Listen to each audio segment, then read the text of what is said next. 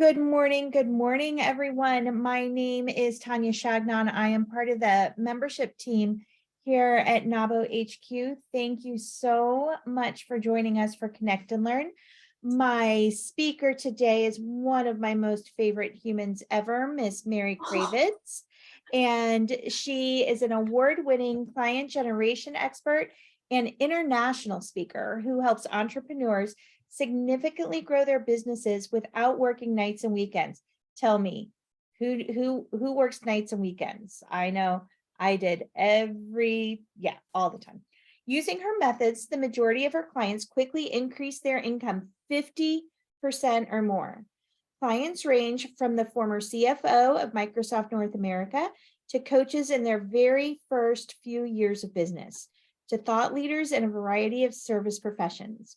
Mary is also a huge fan of roller coasters, obsessed with otters and rocks she finds on the beach, and she is a member of her local NAACP branch. So without further ado, Miss Mary Kravitz, I'm going to put you on spotlight. Oh my gosh. Yes. And no, or do you want to keep it like this? Let's keep it like this for right now, if that's okay. I think people can choose to put me on speaker view if they want to, if that makes you happy. So all yours, sweet pea. Great. Thank you so much. Welcome to our Speaking for Free, surprisingly profitable way to attract new clients. So I'm going to give you a little background and then we're going to jump straight into the content. We do have a handout. If you did not get that, Tanya's going to put it in the chat for you. So just a little background before we dive deep. I love to talk. I've always loved to talk.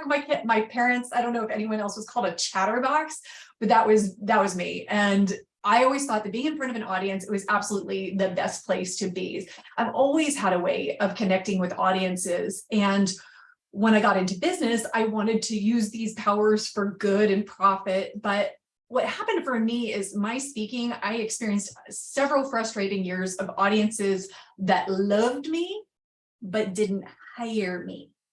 You know what that feels? Okay, I see some nods. Yes, it's so frustrating. And the thing is, during these years where I just wasn't really making a lot of headway, I did pretty much everything wrong, from speaking to the wrong audiences to speaking on the wrong topics, things that had almost nothing to do with my service offerings. I mean, it's so obvious. And then the worst of all was taking advice from an expert on speaking and being too salesy. It was so frustrating to want to do this, to feel like it was such a good avenue. And yet I was spending so much time on it, not getting anywhere. I finally hit a wall. I realized I needed to either figure it out or I need to give it up. And the question that occurred to me as I was like, what am I going to do with this? The question that occurred to me was, what's working? That was it. The words came into my mind. What's working? And it was kind of like, you know, the clouds parted and the angels sang. And I realized that through all of this learning from experts and trial and error, I had completely ignored the fundamental foundational strategy that worked for me in the rest of my business. And that's what you're looking at on the screen today. I completely ignored the thing that had helped me double my business several times over. It's why my clients consistently increase their income 50% or more. So I rebuilt my approach to speaking. I boiled everything down to structure and strategies that consistently bring clients into my business and the business of my clients. And I'm going to show you today how to make this all work for you. Ready? Okay. So this is Speaking for Free, a surprisingly profitable strategy to attract new clients. You are in the right place if you've been speaking for a while, but aren't generating new business. It's starting to feel like a waste of time. Or you're considering adding speaking to your mix of lead generation strategies, and you want to make sure it's right for your business and also to launch your efforts strategically. So here's what we're going to cover today. Number one, I'm going to help you answer the question, should I speak for free once and for all? Number two, I'm going to give you the keys to making audiences hungry to work with you even before you set foot on stage. And then I'm going to show you how to factor in the 6 essential elements of an effective client generation plan that makes sure that you maximize your results.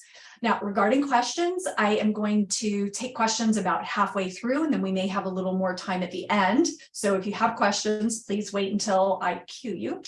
And I will likely have some additional resources to give to you so that we can continue the conversation beyond our time here today. All right, let's get this party started. I am going to ask you to open up your chat, open up your little chat window, and put your fingers on the keyboard. I'm going to ask you a question, and I just want you to answer like the first 10 words or less that pop into your head. No need to write an essay. Here's the question. Why is this topic important to you? Please put this in the chat. Why is this topic important to you? You probably have a to-do list with 1 or 2 other things you could be doing right now, or you may have other places you could be, but you're here. So why are you here? All right, I'm going to reflect back what's in the chat so that the folks on replay can also hear this. Let's see. Generate revenue. Yes. Profitability. Yes. I have something to say. Yes. Lead generation. I want to start speaking to grow my biz. Speaking has led to many of my clients. Awesome. So this is that elevate strategy for you, Vicki. I want my clients to be successful. Excellent. To help people. Awesome. Yes. Check, check, check. All of this. I've spoken for many years, but it doesn't always generate business. Yes. Lead generation. Fantastic. I'm an aspiring speaker and looking to grow. Wonderful. Glad you're here. I hope you can avoid some of the mistakes I made. Let's see. So people know who I am and the value I provide.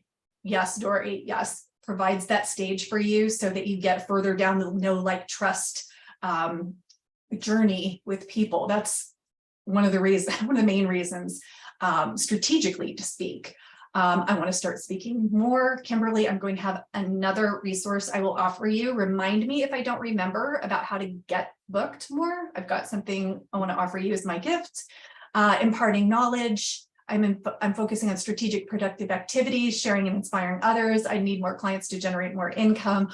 Let's see, I'm going to read them all. Decide if free or paid makes sense for certain presentations. Excellent. Want to know if it's a method I should use. Grow my business, share my message. It's a strategic way to meet people. I want to help more than one person at a time. Yes. Okay. So all of these, I'm not going to go through all of them because we do have content to cover, but you are in the right place. You are in the right place. And so I am just going to jump right in. And I loved seeing in the chat that this is one of the questions you want to answer, because I mean, there's a big debate. People say, speak for free. What? Isn't that devaluing my expertise?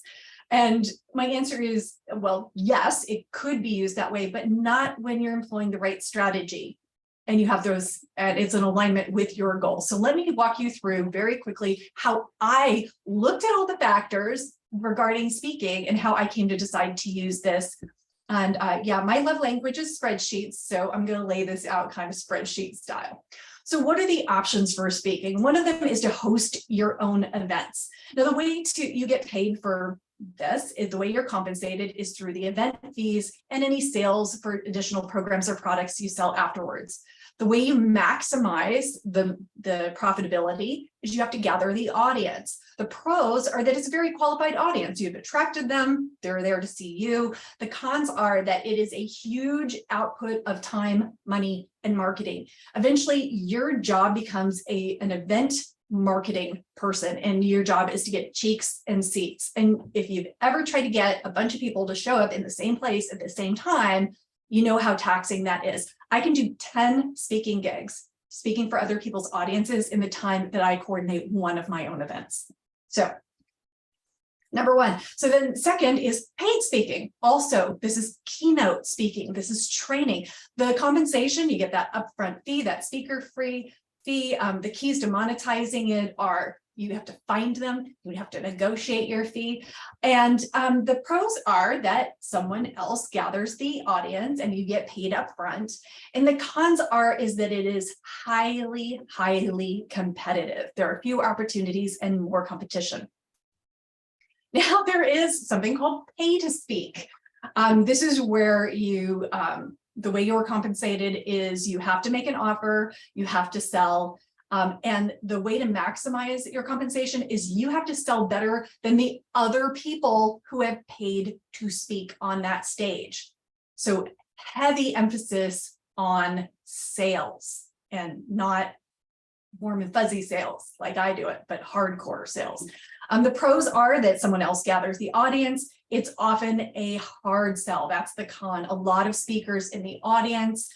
There are times when pay to speak makes sense, but you have to be very, very sure what you're walking into.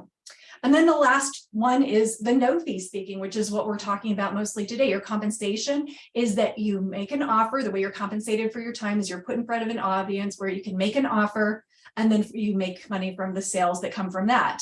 The way you maximize it is you find the groups and you deliver your content very strategically. And the pros are someone else gathers the audience, and there are jillions of opportunities, and the cons are you're not paid up front. So there's a little bit of risk involved. So here was my thinking as you go through it. So first one, this huge output of time and money for like one event. I've done it a few times, and it's a lot of work. It's a lot of work, and it's usually pulling from the market I already know and not a new market. Paid speaking, the idea of fewer opportunities, more competition, it just wasn't that appealing to me. This whole hard sell thing, yeah, just hard no, hard pass for most of these opportunities, which is what brought me to no fee speaking. I love the fact that there are so many opportunities out there. And when I first made this decision, there wasn't a widespread virtual opportunities. So now there are so many more opportunities. So if you still have resistance to speaking, an unpaid speaking or pro bono speaking, let me let you know that you are not alone. So I want you to meet John. John, this is the former CFO of Microsoft North America. And when I mentioned to him to do no fee speaking, he looked at me like it was completely crazy. Because I mean, of course he did. He gets paid like 5 figures just to step foot into an office somewhere. But because he was open, because he was at a point in his business where he'd gotten some clients, but he recognized that all his corporate success, it just didn't translate into knowing how to get clients for his coaching business. He was open to thinking about it differently. And after we worked together one-on-one, he was able to double an already strong year. And that had a lot to do with his speaking strategy. So I encourage you, stay open, stay curious throughout this process. So let's talk about the keys to making audiences hungry to work with you even before you set foot on stage. So if you've been speaking and audiences love you, but don't hire you, what is missing in your strategy? And if you haven't been speaking yet, how do you start strong? I'm going to go through some very specific, very granular things you're going to want to do before, during, and after your gigs to make sure your time and energy really pays off. And just to be clear where we are in this bigger system, this is a lead generation strategy. So as we go through this section, I want you to keep one guiding principle in mind. And this is the thing that if you can fix this in your mind forever and ever, it will make sure that you get much better results with your speaking. Your focus must be on your ideal client. Everything must be designed with your ideal client in mind. And think this through. This is because you only will make money from new business you generate. New business is your ideal client. So to make this strategy profitable, your content, the audiences you choose, everything must be chosen and designed based on your ideal client. This may seem obvious, but it's so easy to miss.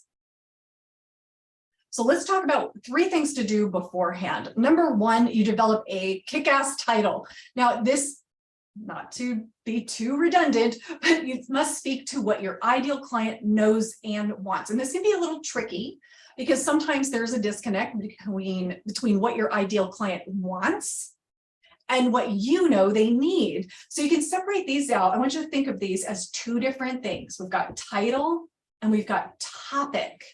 So the title has to reflect what your ideal client knows they want. What is their immediate in their face problem? And then the topic is what you want to teach. It's the solution, and your ideal client may not even know that solution exists. So for example, you may want to talk about emotional intelligence. Well, you might think, okay, I'll make a title. It's Emotional Intelligence 101. Well, your ideal client, they may not know that they need to learn need to know emotional intelligence. What they do know is that their team is acting like 5-year-olds and they're not getting anything done. So your topic is emotional intelligence. Your title has to reflect the frustration your ideal client is experiencing with their team, or they're not going to know to show up. So develop a kick-ass title. Number 2, focus on booking gigs, not creating your whole presentation, because it's so easy to just stay safely behind your computer in your comfort zone with all the graphics and the scripting. But the truth is, without an audience, who are you preparing for? After you develop your title, your energy needs to be focused on booking gigs. Otherwise, you're going to have this perfect presentation that nobody's ever going to see. So number 3, understand the 3 non-negotiables of booking unpaid speaking gigs. So the first thing is your title. Stick to your title. If you've developed it strategically, if you have really dialed into your ideal client, don't change it. Sometimes groups will say, hey, can we just adjust this? You know, our theme this month is broccoli. Can you just make this more in alignment with broccoli? It's a weird example, I know. But when you do that, it seems like, oh, no big deal. I get the gig that way. But what it does is it waters down the concentration of your ideal clients in the audience, and it gives you less of a chance to attract new clients. So don't change your title. These are non-negotiables. Number 2, you have to be allowed to gather contact information. In order for speaking to be a long-term compounding business growth strategy, you want to be able to keep in touch with the people you speak for. So you have to be allowed to gather contact information. And number 3, you must be allowed to make an offer. Now, for most speakers, this isn't like a big old sales pitch and 20 slides outlining all the upsells and offers. No, that's not appropriate. For most speakers, I recommend your offer is simply scheduling a follow-up conversation. It's just, first of all, that big upsell offer thing, it's just plain tacky. It's inappropriate. That's not what it's about. But in order to attract new clients from speaking, you've got to be allowed to make an offer of some kind. So those are the 3 non-negotiables. Those are your before steps. Let's talk about what to do during. Now, this is hands down the biggest thing that people bring to me after how do I get booked? Solve the how do I not give it all away problem. So you don't want to feel this like, oh, I'm holding back, I'm not giving, or I'm giving so much nobody knows that they actually need me. So how do you strike that balance? You need to create curiosity and desire, but without feeling like you're withholding. So how do you strike that balance? Okay, so the solution is you do 2 things. This is going to be so obvious when I say it, you're going to be like, duh. And not only that, let me step back for a second. I'm going to give you these 2 things. But when you watch my presentation today, I employ the tips that I'm talking about. So watch how I do what I'm about to teach you. So you do 2 things. Number 1, you give solid value. You must be willing to serve your audience, not just tease or platitude or, paint a vision. No, give them something solid they're going to walk away with. That's the first thing. And the second thing, you have to find a way to show them that there is more to learn for them to be successful on this topic. You have to show them there's more to learn. Otherwise, they're going to be like, oh, got everything. Thanks, Mary. Bye. You have to be able to do that. All right, so that's how you don't give it all away. And again, learn contextually here. Let me show you how I do this. Watch this presentation and you will see it. Okay, so number 2, don't rely on the organization to give you the contact information. Oh, I have been promised up, down, and sideways to get contact information, and one of 2 things can happen and often happens.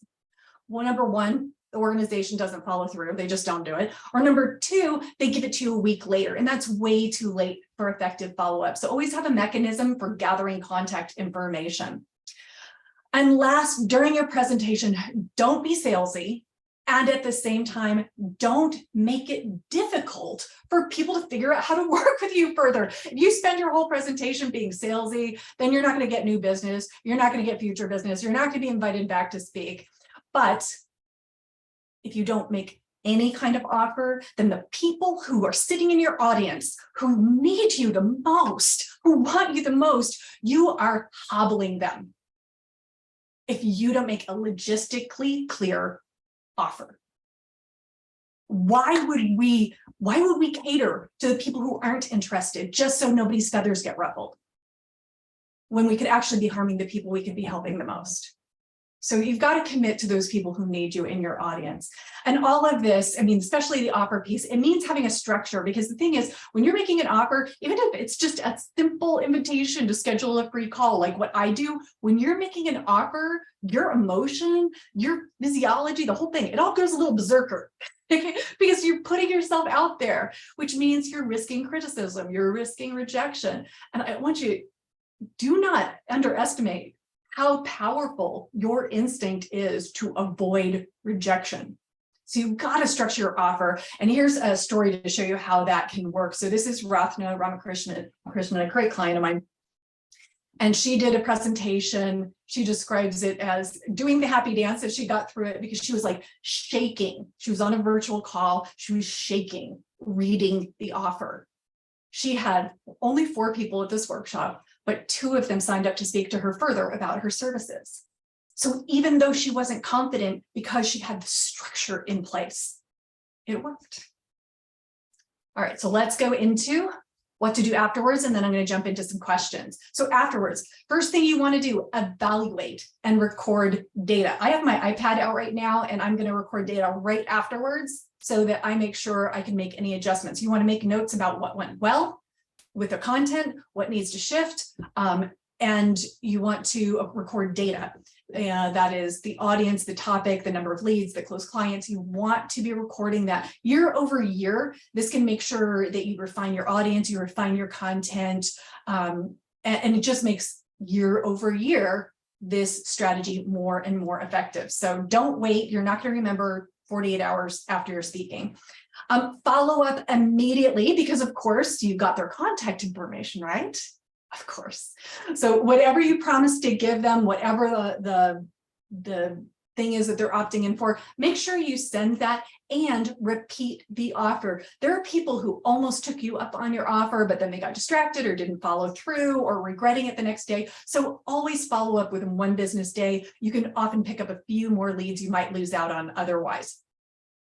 And last but not least is you want to maximize your results by integrating with other strategies, because if you treat unpaid speaking like a one and done, you're losing out on the long game. And that's where it's at.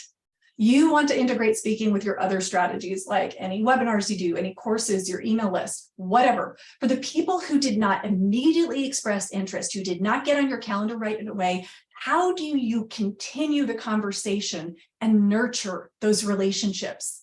They may just need a little more experience of you. So make sure your keep in touch strategies are delivering value. They're offering more opportunities to work with you. I consistently have people reaching out to me months or even years later because I keep in touch. And this is how unpaid speaking creates leverage.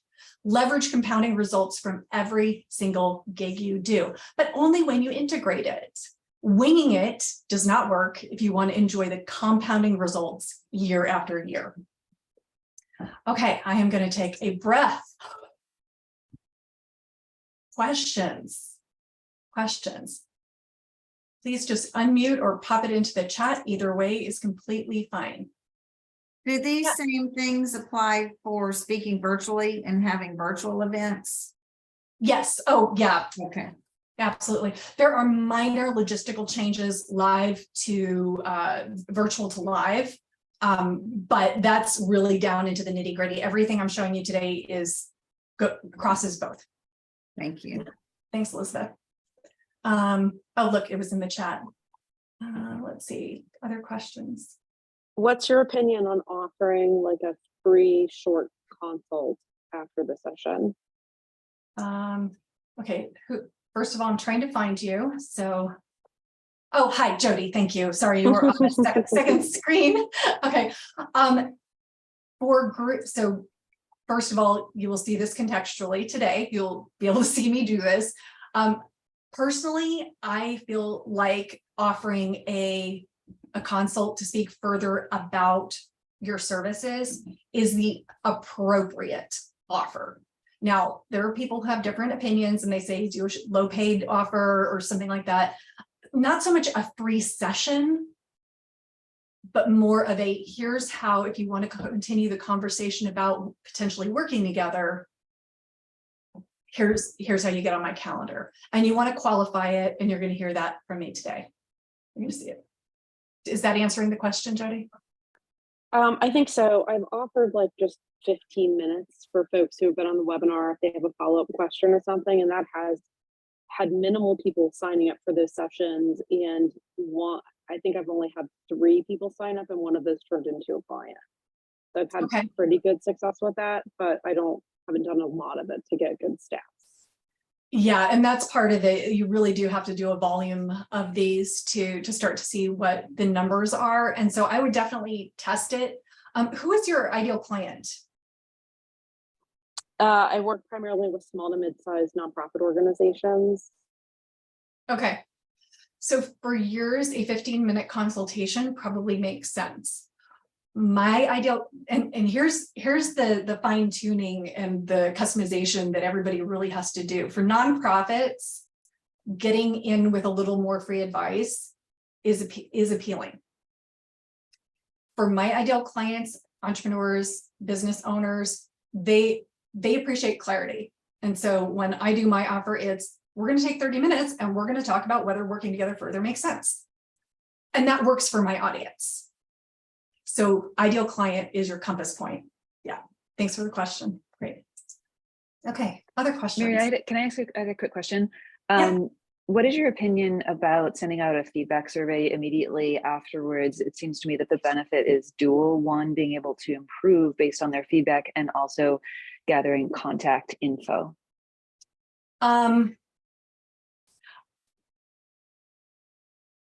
My opinion, my thought on this is, one, people will sometimes do feedback, and generally they're not the people who are super positive. Who is your ideal client? Let me start there. Women who are open to picking up their pen to write about their lives. Okay, fantastic. So you want to figure, is your audience the kind of audience that's going to do feedback, that's going to do that? And what I imagine would be more appealing is something that's like the next step.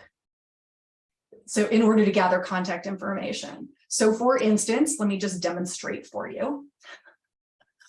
The first barrier for getting speaking is to get more speaking gigs. So I have a 2-hour workshop. It's called Fill Your Speaking Calendar, and it gives you the email I send, how to do the Google searches to find the different audiences you want to look for. You can use it yourself. You can hand it to an assistant. If you would like that, I am happy to put it in your hands. All you have to do is send me an email. See, I'm super sneaky here. Send me an email, and I'm going to put it in the chat. Send me an email, Mary@simplygetclients.com, subject line smile. And I recommend you do that right now, because Lord knows what your schedule looks like the second you get out of here, right? So send me an email. I will make sure you get that. And it is not a glorified sales pitch. This is one of my workshops where we dive deep, and that's something I'm happy to give you at no cost. And the other thing, actually, you'll also get a workshop on referral generation, because for service-based businesses, that's the #1 way that people get clients besides speaking. Mary, another question that was in the chat is ideas on how to create a great title. And then she also says this is a really great session. Oh, awesome. Okay, I'll answer that in a second. And Jennifer, there were 2 parts to your question. One was, or there were 2 parts to my answer. One was you said the feedback form. I'm walking my way through it because I'm just connecting. So instead of a feedback form, I would offer something like that. What's the next thing? Is there a checklist? Is there readiness assessment? Is there, here's your first 30 days. Is there something you can give them that is that logical yes? And then do something like this. Some people have opt-in forms. Some people have gotten the QR code thing going. There's all different ways to get people to opt in, but offer it and give people time and space, encourage them to do it now. That's how you capture information. You're going to get much better success with that than if you ask for feedback. And then the immediate follow-up, the better thing now that you've got, because now you have their contact information.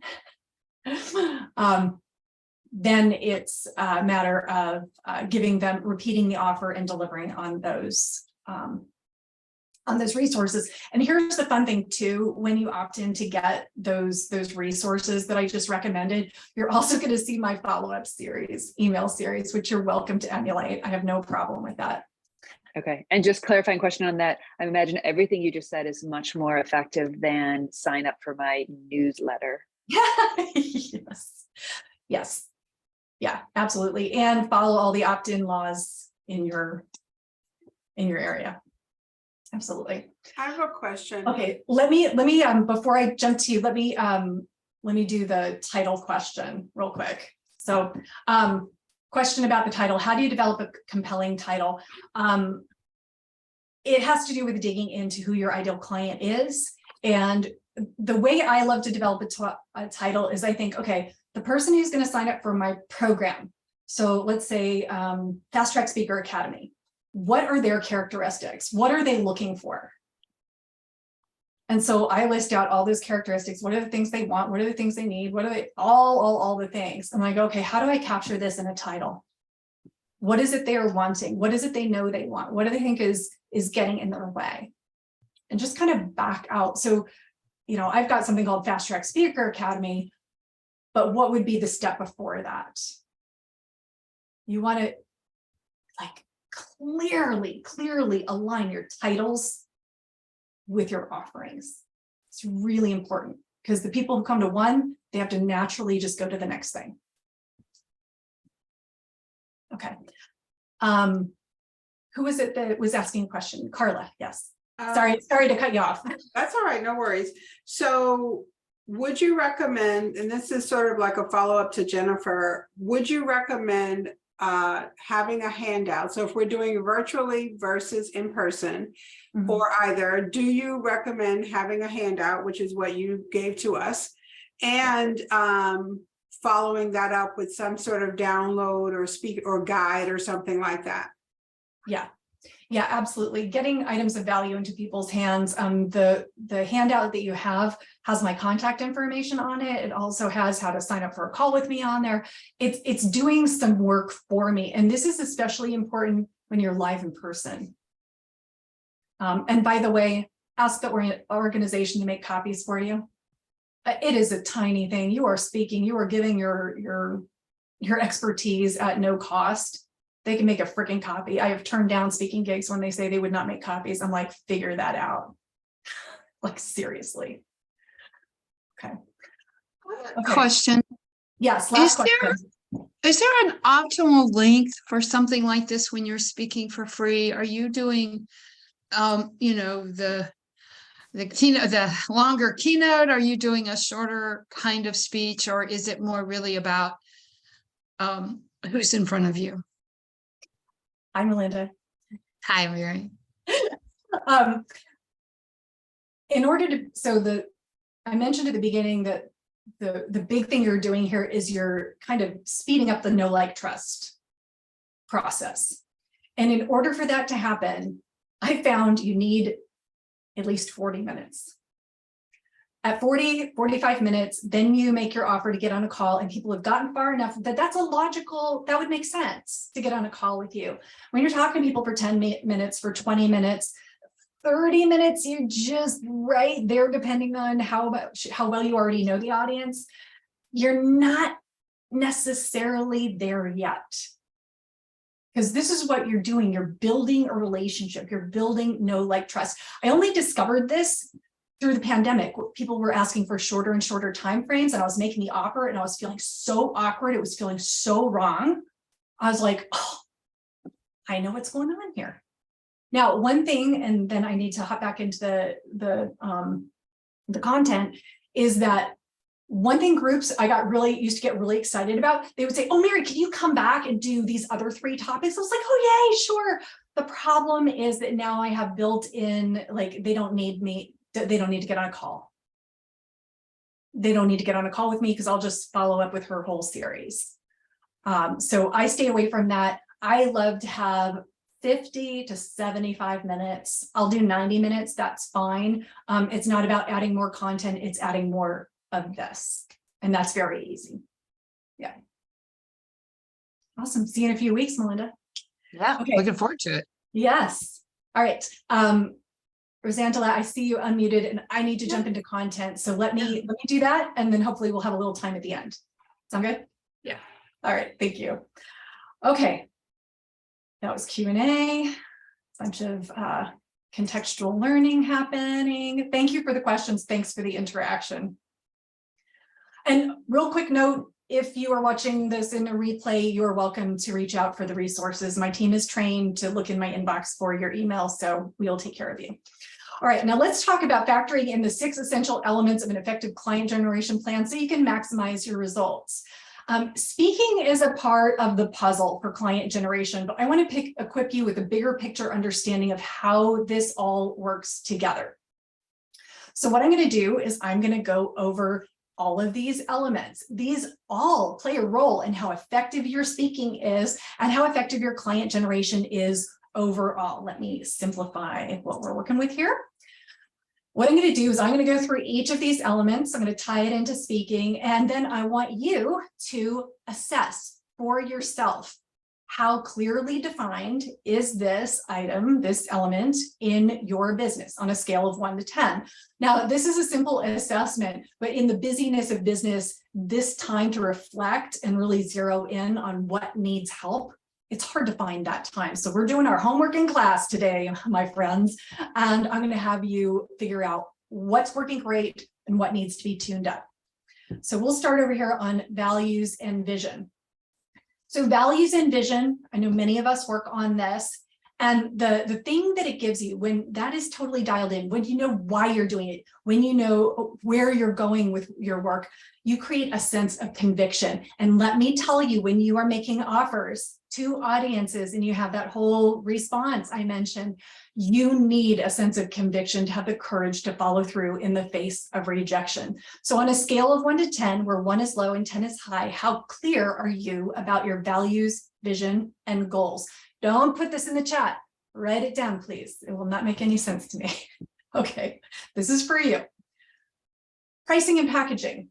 This one's pretty obvious, but the fact is if you spend the time to get a speaking strategy off the ground and you're in front of audiences, if you are not paying yourself right at the end of the day, even if you're enrolling people, even if you're successful with the strategy, it's not going to help you meet your financial goals. So bottom line, are you clear and confident that your pricing is where it needs to be for you to reach your financial goals on a scale of 1 to 10? Now, ideal client clarity, we've been taught, I emphasize this a lot with speaking because it is the absolute foundation. If you don't know who you're talking to, you're going to be using the wrong language, you're going to be showing up at the wrong places, and you are going to be doing the wrong things, essentially. So ideal client, get clear as about who is ideal, get in their hands, understand who they are, where you can find them, and what they are thinking. So on a scale of 1 to 10, how clear are you about your ideal client? The next piece is messaging. Now, messaging is, it's your titles, it's all of the language you use in your presentation. And messaging, I mean, it shows up everywhere in your business, not just your talks, but your website, your social media, your 30-second introduction. And being very magnetic with your messaging means taking the perspective of your ideal client and expressing your value from their perspective. You will know that your messaging is on point if when you meet people and they say, "What do you do?" If your ideal client is standing in front of you, they should immediately say, "Tell me more," or "I want you," or "I need you." So on a scale of 1 to 10, how clear is and magnetic is your messaging? All right, the 5th element is lead generation. And speaking is one of the lead generation strategies. It must mesh with other strategies, mesh with your keep in touch strategies, your referral strategies. Basically, what I work with my clients is I want everybody, and this is how I run my business, I want everybody to have basically a checklist. And these are the proactive lead generation activities that you do each month. You do them, you check them off, they're 100% under your control, and they work like a formula. You know when you're done. What a concept, right? You know when you're done, and you have a high degree of confidence that they are going to bring in the leads you need month after month after month. So how is your lead generation on a scale of 1 to 10? How confident are you that you can bring in those new leads consistently? Speaking is one of those strategies. And then last but not least, sales and enrollment. You can go through all these things. You can have everything else dialed in. You can be brilliant on stage. You can generate leads. And if you can't close the sale or ask to be paid what you're worth, it's all going to collapse. It'll go nowhere. So on a scale of 1 to 10, how good are you at closing the sale once someone says they are interested? Each of these impacts the effectiveness of your speaking. So when you have all these things dialed in, you can expect really good results. So what you will do with this assessment is look at what needs to be tuned up. Pay some attention to that. And all the things that are getting a 7, 8, 9, 10, anything that's rated that, make sure you don't lose sight of those. Those are your workhorses. Those are the things that are easy and natural for you. And don't let them fall off the radar because you're working on improving other areas. All right. So what kind of results can you expect from this? I will give you a great example. This is Georgia. She is a coach from Australia, and she was ready to quit. She'd invested tons of money on programs about getting clients through social media and online funnels, and she hated the social media. She hated the 24/7 tech avalanche of funnels and so forth. And she was feeling really stuck, even though she was really putting effort into her business. And the worst thing was that she was losing her belief that success was even possible for her. So over the period of 6 months of group coaching, we tackled the 6 elements of client generation. We had an emphasis on speaking. And even though she was in a very rural part of Australia, she was able to fill her calendar with speaking gigs. And just from one of her presentations, she got 13 leads with more speaking on her calendar. And we ended up having to work on scaling her business because it started to fill up. All right, so I know you're super excited for Georgia. So what about you? What are your next steps? Well, let's create some lasting impact. I have 3 steps here that I want to go through with you. Again, we're going to do some homework in class. The first thing I'm going to ask you to do is take a minute and write down a bite-sized action you can take based on what you discovered here today. So that's just for you, your paper, no reason to put it in the chat. What is a bite-sized action? I'll give you a minute.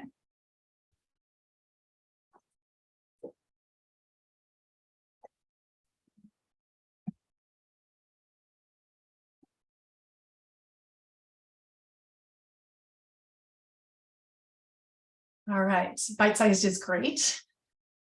But I'm guessing, because I've met NAWBO members before, I bet you wrote down more than one thing, yeah?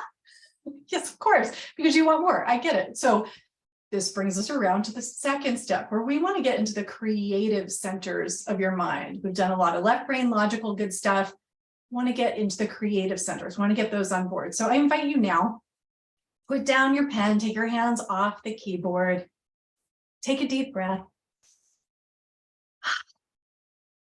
Close your eyes if you like.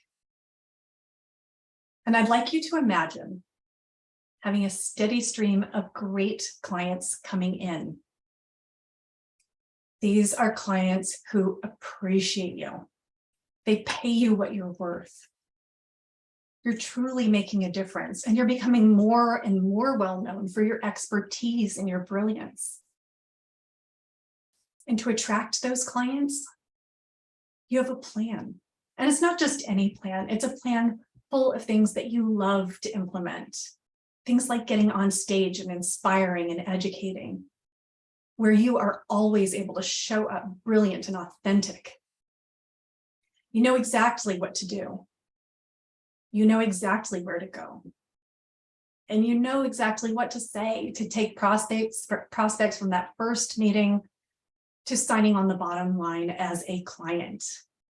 And you do it all with confidence and with consistency and with ease. And take another deep breath and open your eyes. Is that a vision you can get behind?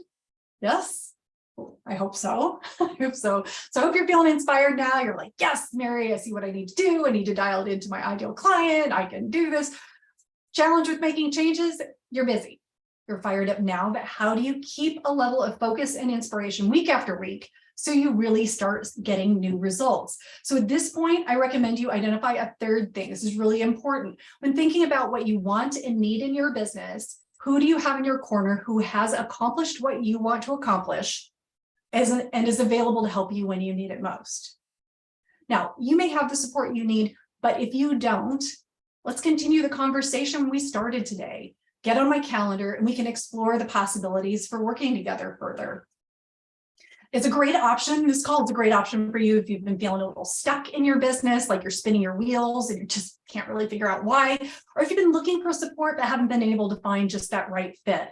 Now, these are complimentary calls, but they're really reserved for people who are just tired of feeling like your hard work isn't paying off at the level you want. You're serious about doing what it takes to change. You're decisive, willing to invest in yourself. And frankly, earning more money from your efforts is a high priority. So if that sounds like you, just so we're really clear about what's going to happen on the call, we will discuss your goals. We'll talk about what's getting in the way, and then I'll make recommendations for which of my programs can give you the structure and the strategy to reach your goals faster and with a lot less stress. Now, these are calls with me. I take this time with you personally because working together is an investment. We both need to be 100% confident that I'm the right fit. So to get on my calendar, it's very simple. You go to breakthroughcall.biz. I'm going to put that in the chat as well. You just pick your date, pick your time. There are a few questions, but you can do it in like 2.5 minutes. It's one less thing to think about, puts you first in line. And now, in case you're jotting that down, you're like, oh, that sounds interesting. I'll get around to it later. I'm actually going to give you an incentive to schedule now because I know how easy it is for the clarity and the good intention to get lost in the shuffle. When you book your call today, you'll receive a gift right away to support you in getting to the next level of your business. It's a digital copy of my complete ebook of strategy and encouragement for the impact-driven entrepreneur. It's really a perfect read. You can turn to any page. There's a great story. It's a perfect read for those days where you're seriously considering becoming a Starbucks barista. Hey, no judgment. We've all been there. And I'm looking at the time and it looks like, oh, look, we have a little more time. So I'm gonna do a quick story and then we're gonna have some time for Q&A and we'll start with Rosangela. Okay, so let's go into the Wayback Machine. It's November 10th, 2010. I owned a different business where I was busy. I was not strategic. I was settling for small successes. I undervalued my services. I woke up that morning, November 10th, 2010, thinking, what am I doing? I am so done, but I don't know what else to do. So I was stuck. I dragged myself to a NABO meeting in Sedona Verde Valley, Arizona. And I heard the speaker say one sentence that made not knowing what was next, it made it irrelevant. It lit a fire in me. And after that meeting, I quit my business. I phased out my clients and I made space to step into my strengths, my big vision, and tremendous results have followed because of that leap. And here's the quote. A major source of unhappiness in the world is people settling for what is passable instead of reaching for what is possible. Every time I present, my hope is that maybe I've opened up your world of possibilities a little bit, but even more important is I hope I've equipped you with solid tools to go make those possibilities your reality just a little bit sooner.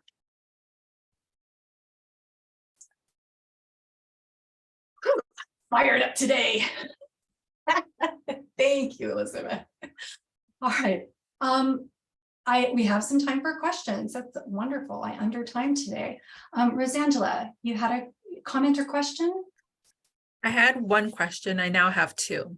Okay, that's fine. The question I initially had was much more along the lines of in the speaking process.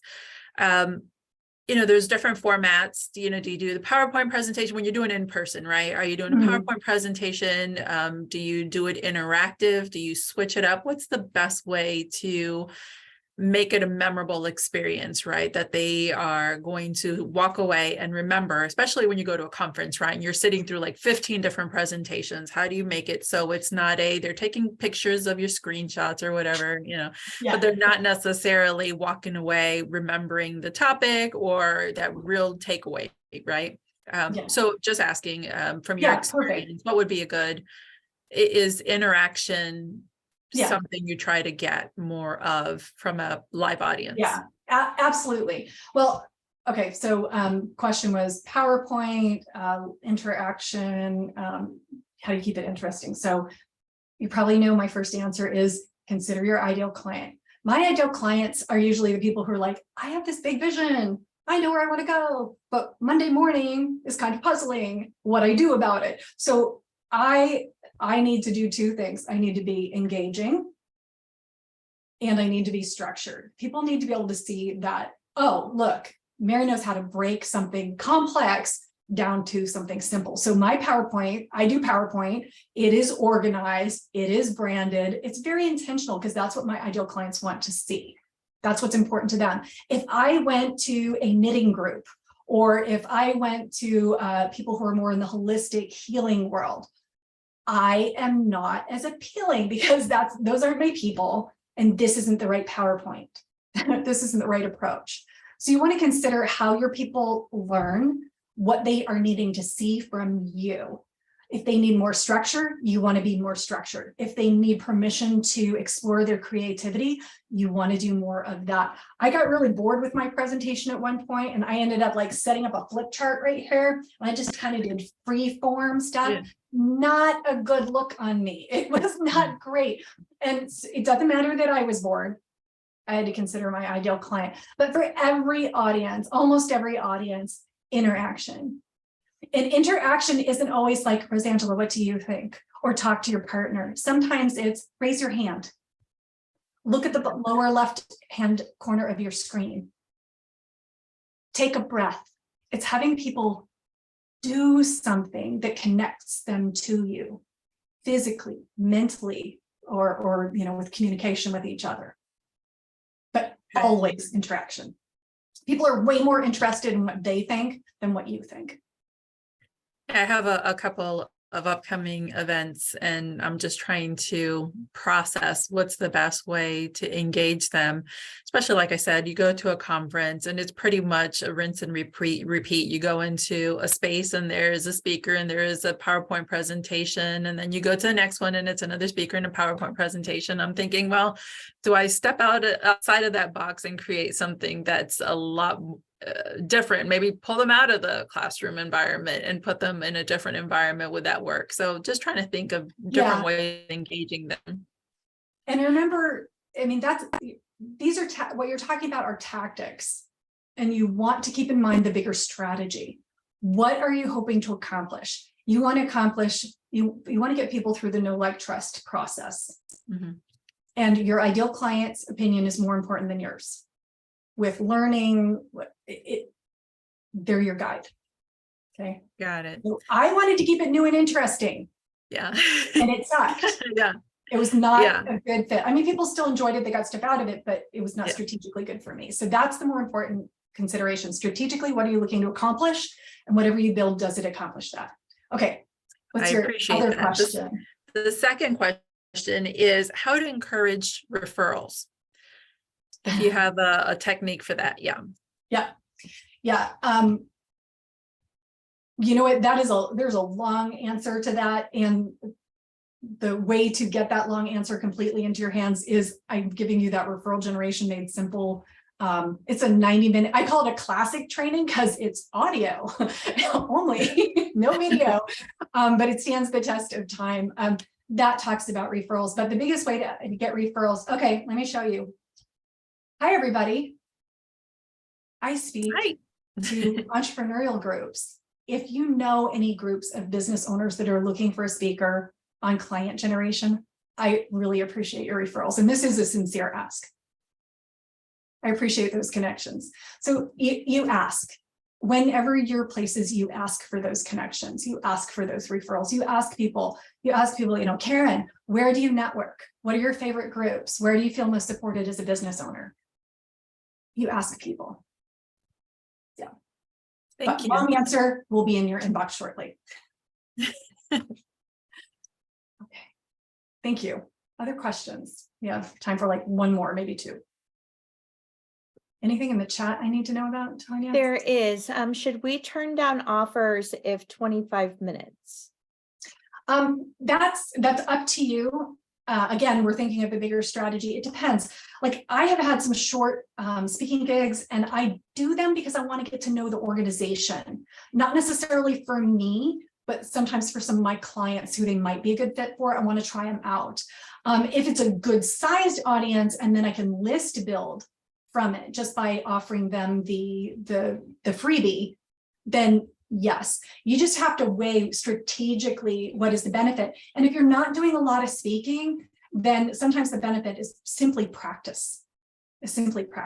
So I generally turn them down at this point, but I'm doing 7-8 talks a month because we built the machine. Yeah. Perfect. Your ideal client is like you and they are vibing off your energy. So what would be interesting and fun for you? Is that a question or a comment? Yours. I saw that was Arazu.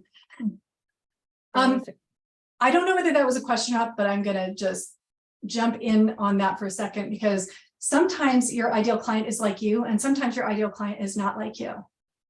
The longer you're in business, the further away you are from your roots. Okay, I'm going to speak from my experience. Further I am away from my roots, the harder sometimes it gets for me to remember what my ideal client's experience is, because I'm teaching some basics and now I want to teach the upper level and sometimes my ideal client is still here. So you have to make sure that what you want to teach and who your ideal client is, it's like you got to make all the pieces fit. It's one of the hardest things. I've been in business 12 years, and it's one of the hardest things over the last 3 years is continuing to reorient myself to where my ideal client is now, not necessarily where I am now in my business. It can feel very fracturing. It can feel very stressful. What types of organizations should we begin with? I like beginning with ones where people love you already. It's easy. If you're just getting started, they're going to love you. You can fall on your face. They don't care. Start a place where you know you're loved, accepted. And actually, the better answer is make sure you start with organizations that have your ideal clients. Because here's the thing. If you go in front of organizations that only love you, but they are not your ideal clients, you can be collecting data that is irrelevant. You can be getting feedback that is unhelpful.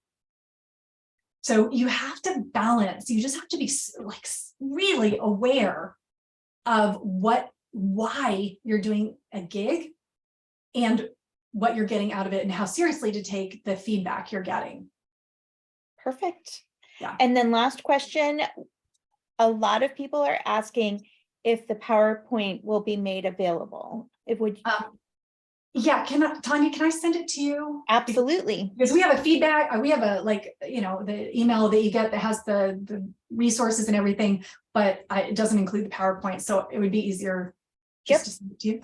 Awesome. Yeah. Perfect. By the way, tip, if you send out the PowerPoint, send it out as PDF slides, not with all your notes, not with all your transitions. You know how hard you work on those things. So hold on to some of the value. Yeah. Perfect. Thank you so much, Mary. It was amazing and super duper helpful. Thank you everybody for attending. I will be sending the recording and the follow-up email back in the next few days. So thank you. And everybody, I hope you have a really great day.